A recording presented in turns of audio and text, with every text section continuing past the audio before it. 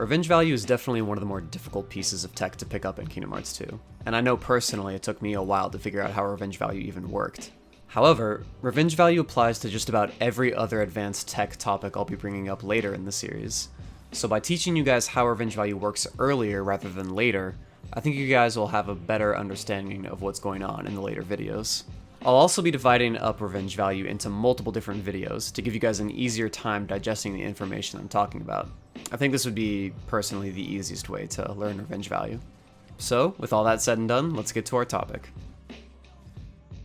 So, what is revenge value exactly? Well, a really basic way of explaining revenge value is that it's how loops work. I'm sure a lot of you guys watching are aware of the basic loop that's used to cheese Terra. You put on 2 combo pluses, take off guard break, do 3 combos ending with explosion, dodge retaliation, bam. You've got yourself a working loop for one of the hardest bosses in the game. Another example is using berserk charge on bosses. As a kid, I remember hearing a lot about how players would complain about Sephiroth breaking out of their berserk charge combo or never being able to kill Sephiroth at 1 HP because they could never get to their finisher. This would be the early foundation for revenge value. After a certain point in the combo, bosses would retaliate, and sometimes you could use that to create loops. So technically, revenge value has been a thing since 2008 or earlier. We just didn't know all the details. We didn't know exactly how or why the loop worked or why bosses would break out of combos, it would just happen. Not until Ahirun 255 came into the picture did we finally get a much clearer picture of revenge value and how it worked. Japanese runner Ahirun 255 was the first person, to my knowledge, to make his revenge value findings public, and was the first person to dub the mechanic revenge value. He made a website with a bunch of data and a video explaining the mechanic. It's still a really good video explaining revenge value, and I'll put it in the description if you guys are interested. Basically, Ahirun found out that each hit you deal to a boss has a value assigned to it, and as you combo a boss, all these values get added together. Then, once that value hits a certain point, the boss will respond with a retaliation or forced revenge.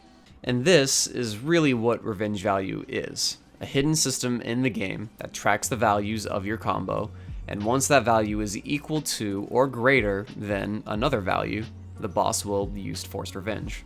And that's all I really wanted to cover in this video. Just a quick introduction or history lesson about revenge value before we get a little bit more in depth. Hopefully you guys aren't too turned off by that. I just kind of wanted to ease people along so that it doesn't get too complicated too quickly. Now, before I end the video, I do want to walk through the Terra loop once together, and we can see revenge value happening in action. This is a little visual aid that I put together to give you guys a visual representation of what revenge value looks like while the game is running. Here's a quick rundown on how it works. As I combo the boss, the meter will fill up.